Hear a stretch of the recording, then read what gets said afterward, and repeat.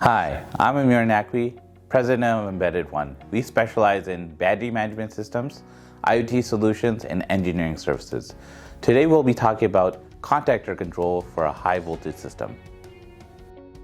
For a high voltage BMS, at a minimum, 3 contactors are needed to supply power to the high voltage system. The negative contactor, pre-charge contactor, and positive contactor.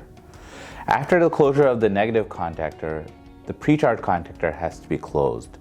This allows the voltage to slowly ramp up to the pack voltage range and then allow the positive contactor to close to have full high voltage available to the high voltage bus.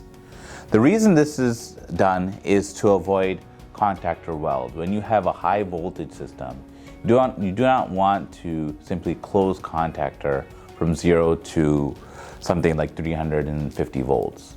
You need to pre-charge it slowly to avoid contactor welding. And contactor welding is when the mechanical contacts within the contactor can be welded together and may force them to be shut and can be a dangerous situation. In our diagram here, what we show is closure of the pre-charge contactor up to a certain voltage point, and which is close to the pack voltage. This threshold can be anywhere from 5% even down to 1%, and it depends on your customer requirements of what your system needs are to avoid contactor welding. After that, the positive contactor is closed, and then we are then at the pack voltage level. After that, we wait a certain amount of time to make sure that the pre-charge contactor is not debouncing. So we wait a certain debounce amount of time to then open the pre-charge contactor. So now let's demonstrate contactor closure with our high voltage BMS system. Currently we have our system in idle. We have our 3 contactors here, the negative, pre-charge, and positive. Across the pre-charge contactor, we have a 100 ohm resistor. So we'll now demonstrate with a simple multimeter the closure sequence for our contactors.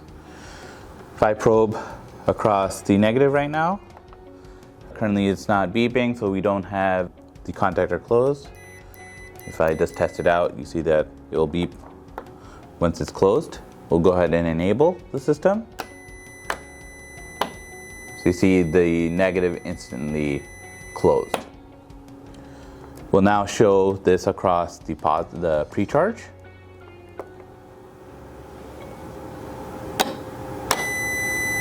You see that the pre-charge was closed for a certain amount of time to allow for debouncing, and then opened after the positive contactor was closed. And then we'll also demonstrate this across the positive.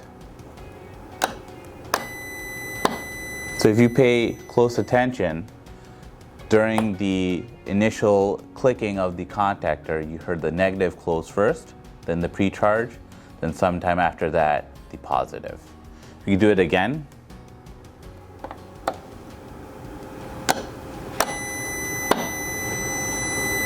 so you see now we have our high voltage available to the high voltage system.